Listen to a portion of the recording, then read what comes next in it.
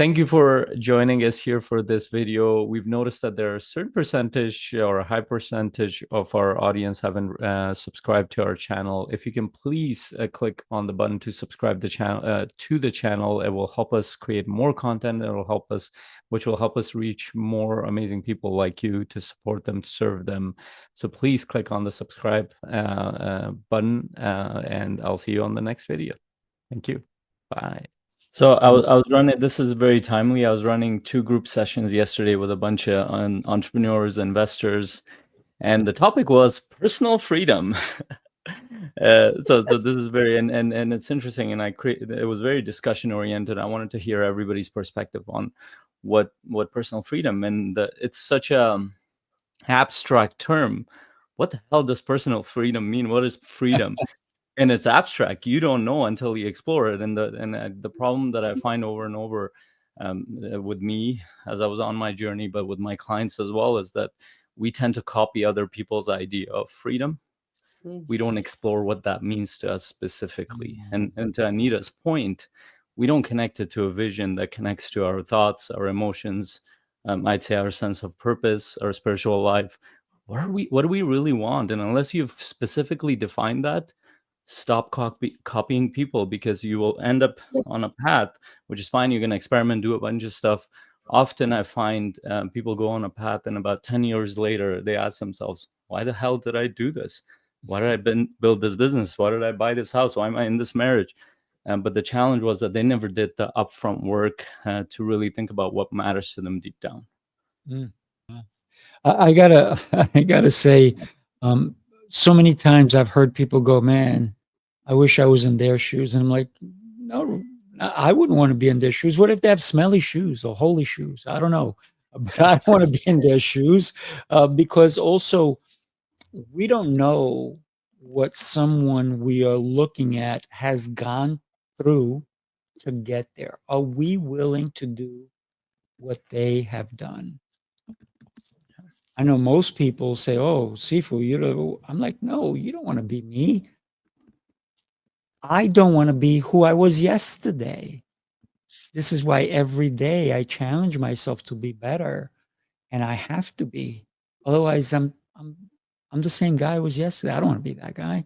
Plus, if I put my foot in a stream or a lake,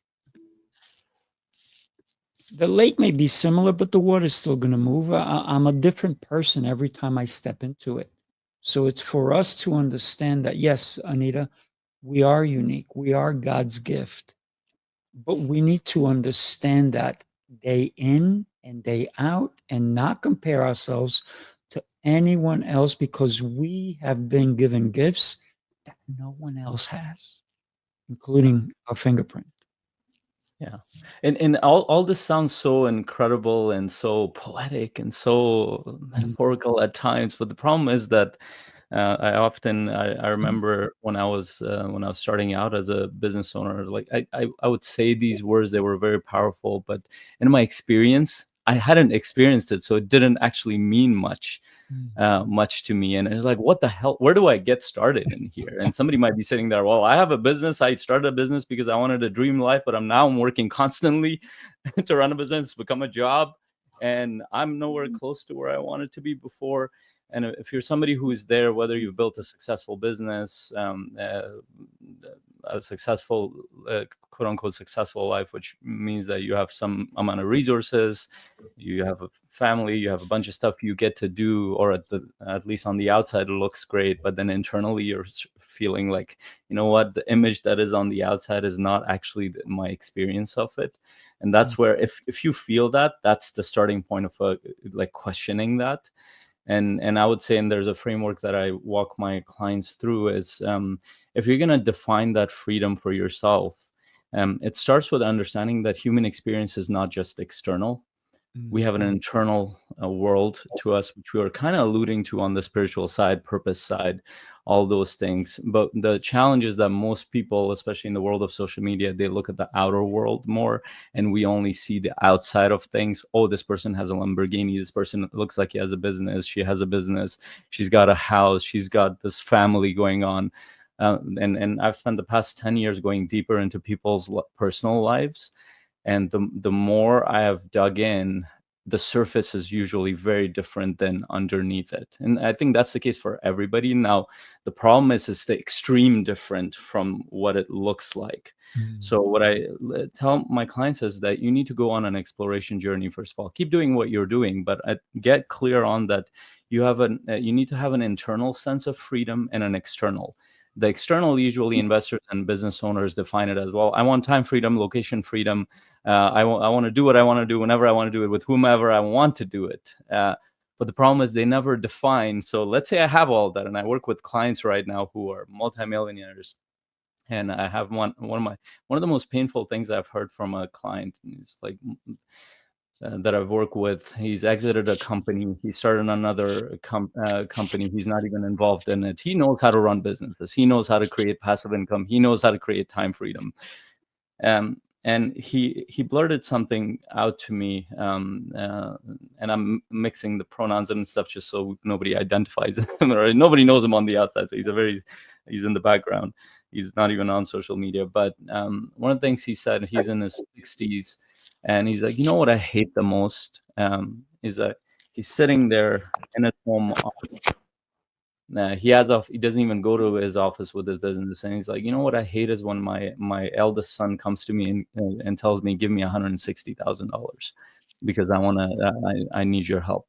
Like, that's not why I built a business, for the people around me to become dependent on me. And he has a long list of patients, like a cabinet around him. Why? Because he spent 20 years running a business that through run his health into the ground. And he's like, what I want to be is happy in this moment. I can travel anywhere I can do, but he's like, I'm miserable, and I don't know how to correct for that. Mm. Even though he can invest in coaching, therapy, and all, and he does like all kinds of stuff, he still has to do the work. And in fact, I would say it's worse for him, because his assumption was, if I spend 20, 30, 40 years doing this, I'll be better off. Now, I'm not saying shouldn't have time freedom, location freedom, and all that stuff, but he never explored the internal side of the freedom. What does that mean to me? And what he really wanted was a sense of peace, a sense of Mm. depth in his life, an experience that he would be like, you know what, this matters to me. And he doesn't have it. Sense of peace is what a lot of people think freedom is. And like you talked about, they chase the wrong dream. They chase other people's dream instead of their own. Think about the lotto winner, right? Nobody knows them till they win the lotto. Nobody likes them till they win the lotto, or that big prize. And all of a sudden, uh, and it's happened even to celebrities. Think about celebrities who all of a sudden their friends are around, but their friends have hands out. Before, their friends didn't have hands out. Their friends were just there. But all of a sudden, you got so much money. Why don't you help me with this or help me with that and do this and do that? And if you look at celebrities, they don't always have the happiest of lives, even though everybody wants to be like them, because they can't go out in public. They can't do certain things. Some celebrities don't care and go out in public, and those are the happy ones, the ones that didn't do all the crazy drugs and all these different things that did not align with their purpose initially. They just wanted to be a superstar. They want to be famous.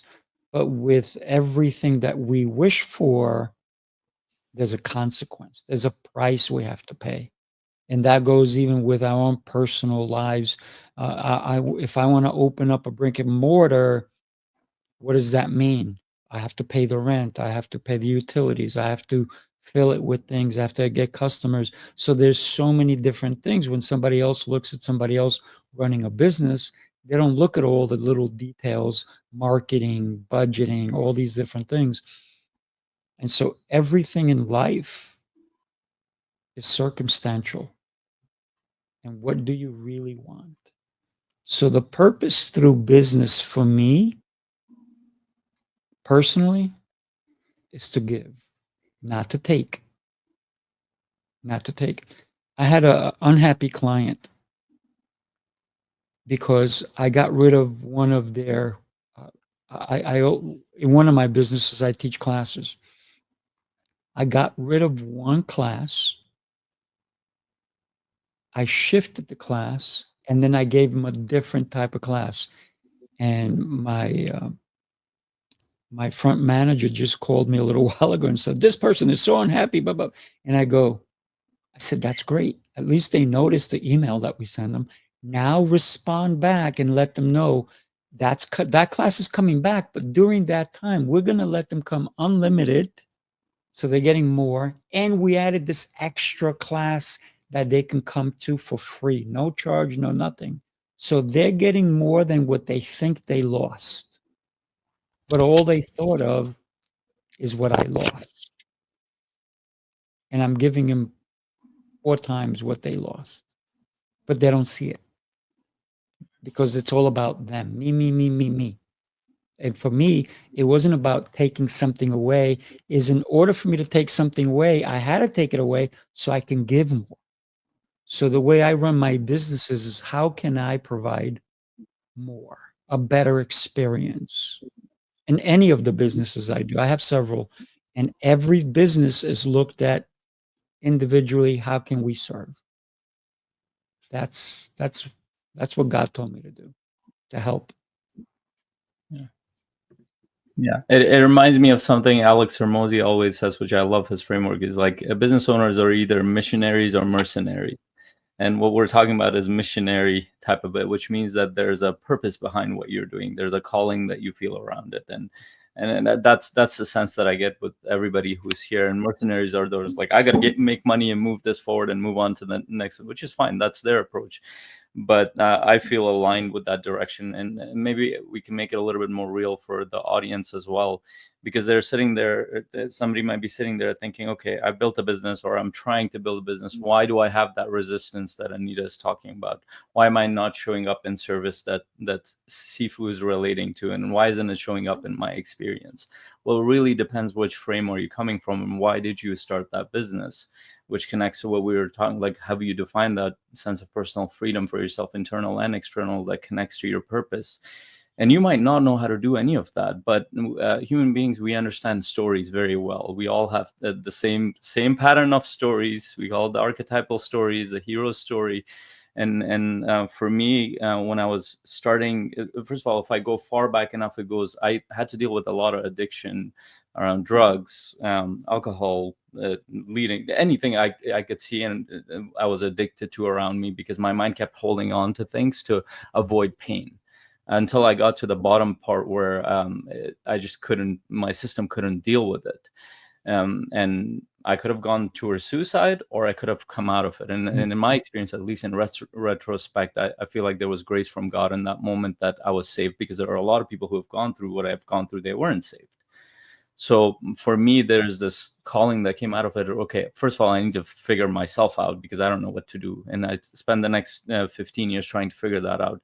Then I connected with a coach, with a mentor, who helped me within 6 months, gave me more transformation than 15 years. I was like, and my first thought is, well, first of all, that was a painful process to go through. But my first thought after that was, why isn't that available to everybody? Why wasn't this person there? I didn't even know what to look for at the time.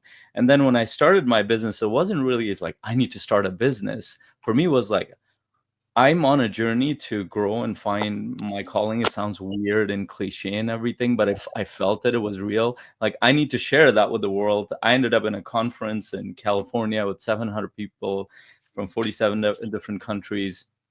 And I was, for the first time, I was in a group of people who were those missionaries. They were like wanting to make a difference with their businesses, with their organizations, communities, whatever it was. And that's when I made a decision, you know what, I need to share this message somehow. And coaching became the medium in that process.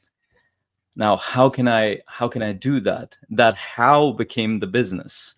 That how became the medium, the skill set that I needed to develop and share with people and take them through that process. And in the past decade, all I've done is hone in on the skill sets around it, and learn the business of medium, which was incredibly difficult because I'd never had run it. And I realized pretty much I was programmed to not think like somebody who could create any kind of value in the marketplace. So a lot of it was unlearning how I was taught to think. But in the process, what I realized in that mission was that was very close to who I was. And I was on a journey myself, but I wanted to be on that journey with other people and share that message. I felt like I needed to do that. It's cliche to say, well, it came from God. It doesn't matter. I felt it. And the more I've been in this journey, the more the mission has expanded and it has evolved, it has gone bigger. I get to collaborate with other people. And you can go back and say, well, have you built the life that you want? Yes, I have, because I was intentional around that.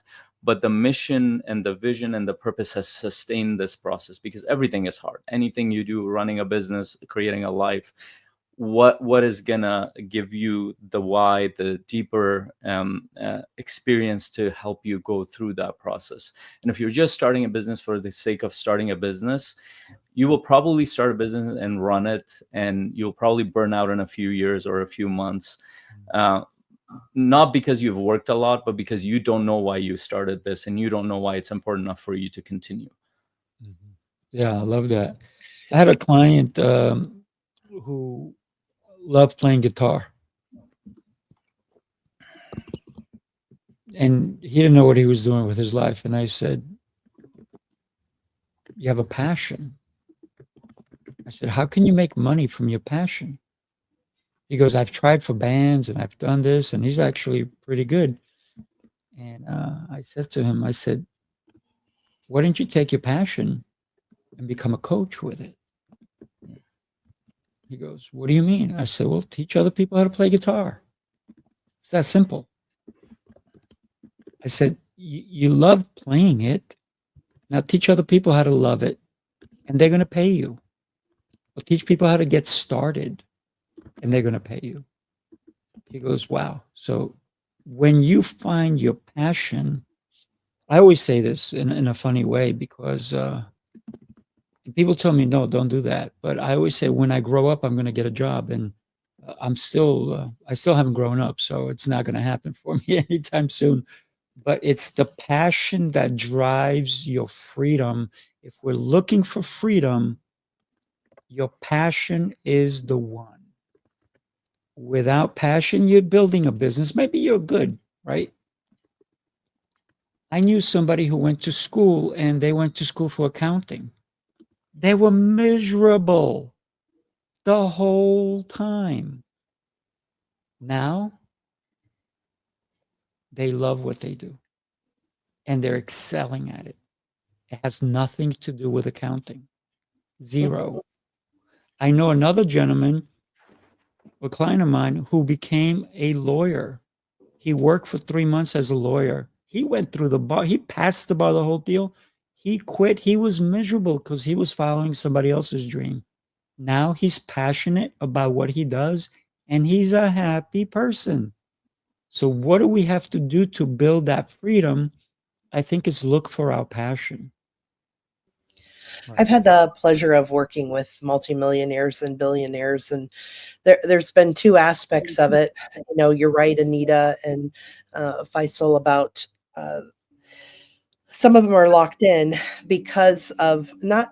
It's not even because of the celebrity. It's because how they deal with it and handle it, and how they don't have boundaries around that. Because people in the world can respect it, not everybody, but if you come and if they go out and do the things that they want to do and create a boundary around themselves, they can do things. And of course, it depends on the level of celebrity that they are, and often it's but often I think it's more of their personal mindset, their personal boundaries around who they are. And at the same time, once you've reached that certain level of success, for some people, they get locked in as far as they think, I have to stay here. So I have to work harder. So if something happens, I'm still here. I got to be here. I got to be here. And so they're constantly racing for this here-ness. And that might be, oh, I need to have another Lamborghini. I need to have a Benz. I need to have this $1 million house. Even when their kids have all moved out, and you don't need that space anymore. Like, if you're going to have a whole bunch of people over, to me, it would make more sense to live here and rent something for the weekend for people to come and hang out with you. And so for me, I'm a publicist, but although I'm a publicist, I do way more than publicity. You know, I ended up end up consulting people on how they live their lives and how they do their business and how they show up and things that are possible. And really my whole focus and my major happiness has been through helping them see that you can live differently and you don't have to have the expectations of who you are supposed to be. Okay, yeah, that's always going to be there some, but you can decide what it's going to be. And the people that I had the most fun working with was, the billionaires who acted like they were poor people. And they had a lot of fun because nobody ever, and it was funny how they could go from being the most clean shaven hip hop guy and everybody's like, oh, all around them because they're a billionaire. And then the next day, they're wearing like regular Levi's and regular shoes and just a ratty old t-shirt and disheveled hair and don't wear their Rolex, don't drive their fancy car, drive their old car. And then everybody treats them like they're normal because they just look like the guy next door.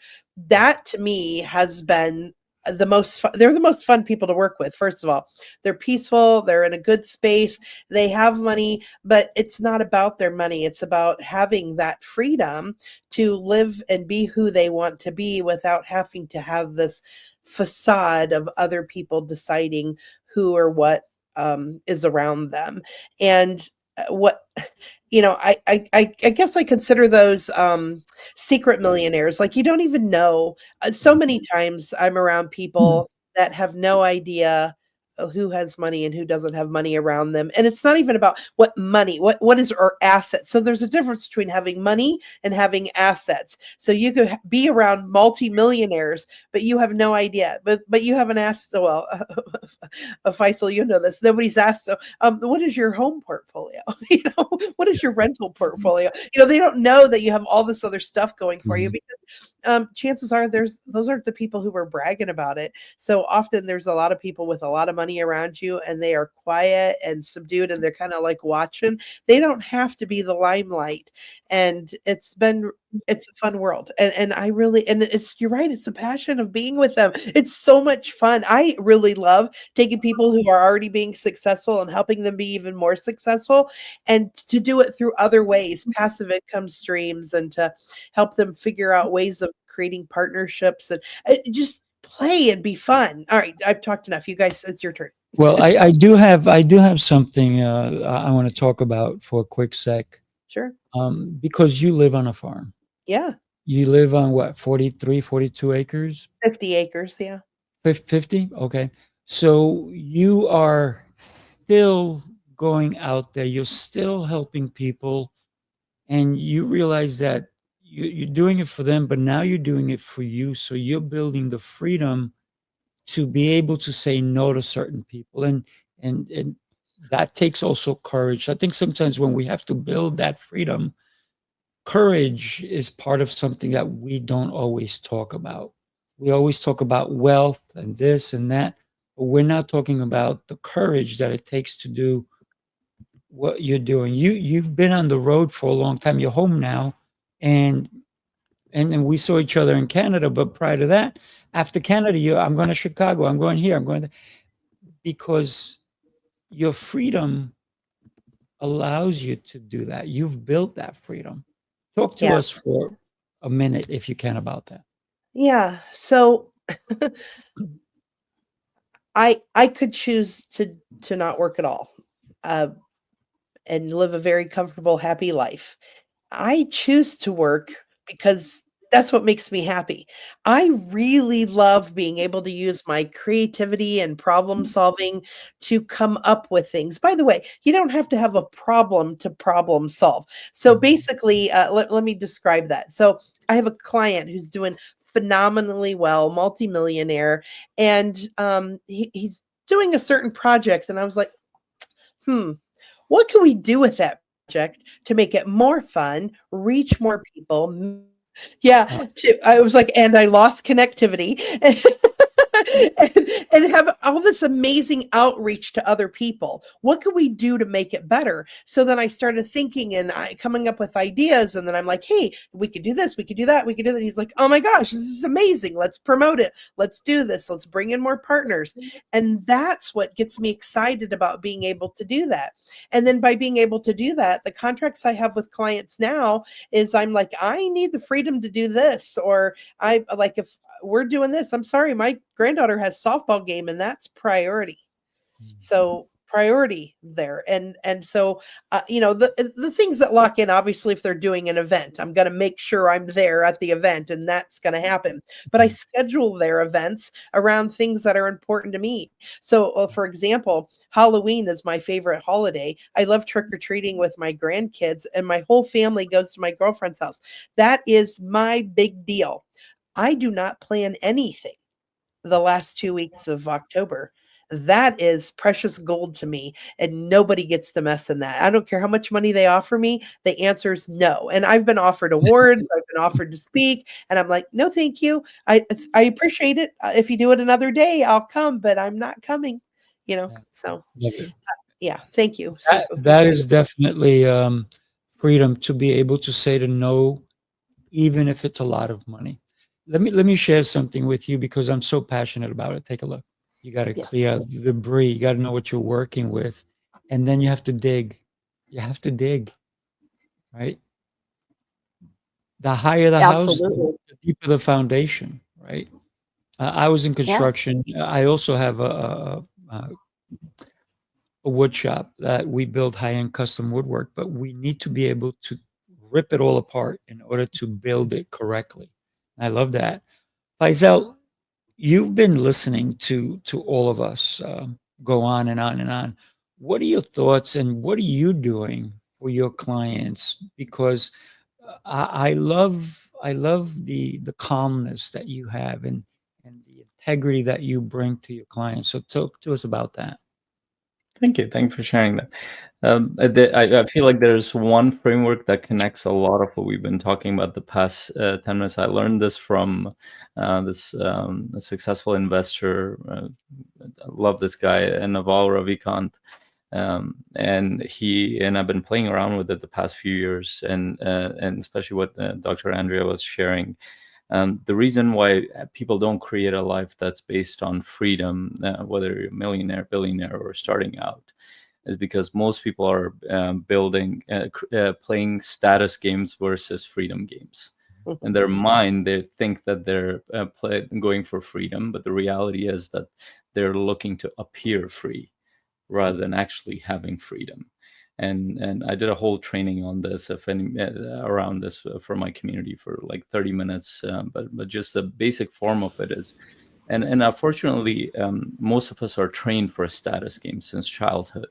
When we are a good boy or a good girl, and our parents congratulate us, and we say, "Yeah, good, you're a good boy." And then we go to teachers; they grade you based on how well you behave, and then later on, when we go to work, we are kind of incrementally, and then we're punished for mistakes. A lot of times, we're punished for Robert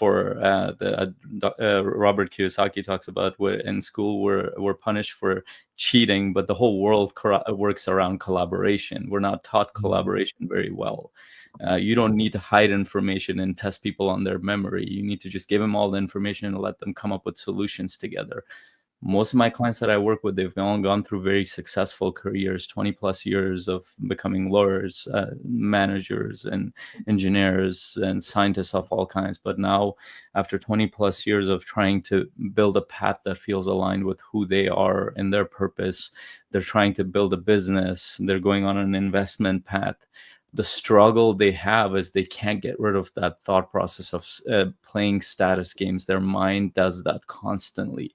So even the example that Dr. Andrea talked about is that they have kind of settled on an area, and if you really look deep down, whether you're a millionaire, billionaire, or a successful person, you've locked yourself in there not because you want to be locked in, but because you are afraid what other people are going to think if you restart completely or go to a lower level of status, or you don't know what you're doing, so you're not going to restart. You have to play that game there.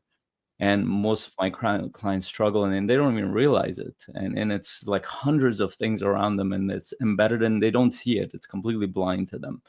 But as soon as I walk them through a process, and it's a coaching process to get them to see their own blind spots and areas of opportunities they can accelerate. And what happens, for example, my clients, within 3 to 6 months, all of a sudden they quit a 20-year career, they move state, they go to a different place. I don't tell them what to do, any of that stuff.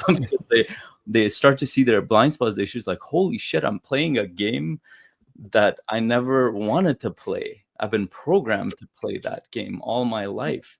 And not only that, I'm teaching my kids and everybody around me to play the same goddamn game that doesn't work. So and that's what I do, is I help people see things that they're not able to see. And one of my favorite philosophers who said that most people are harmed by things they cannot see, not by things they can't see. We know what the things are that we need to improve and change and all that stuff. We might not do it, but we'll do it when the pain gets worse enough. But most of the time, the things that we don't see are the things that hurt us, and 5 years, 10 years later, we go into regret, whether it's a failed marriage, failed business, failed life. And then I'll give one last thing for people to think about. And this is, I'll make it a little bit more painful here. So we all, statistically speaking, if we start from zero, we have about 4,000 weeks in our life. That's assuming you live a healthy life and you live to be about 80 something years old. And all of us I'll make some assumptions. I'll make assumption for myself before I offend somebody.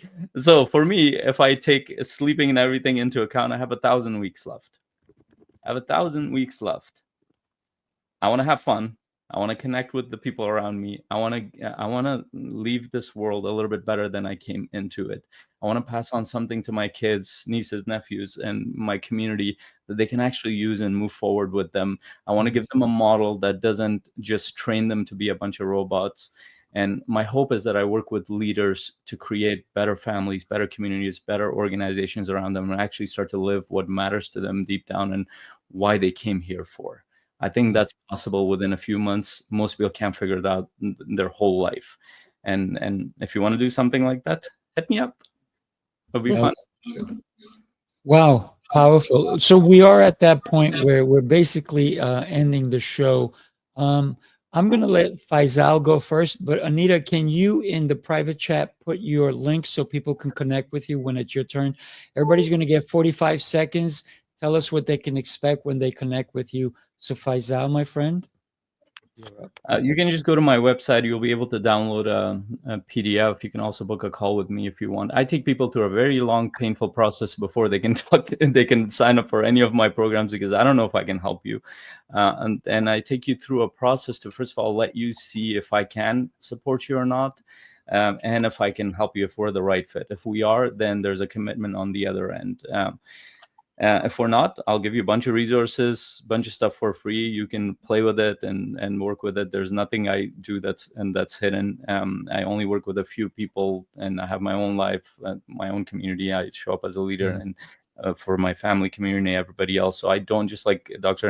Andrea, I don't work with everybody. I don't work constantly. I have multiple responsibilities, but I take you through a process to help you see beyond a shadow of doubt that this is for you or not. And my values are around what Sifu said, is I give before I ever ask for anything else. And so you just go, the starting point of that journey is go to my website, download this PDF. It will take you through that process completely free. You might not even need to work with me, and it will help you.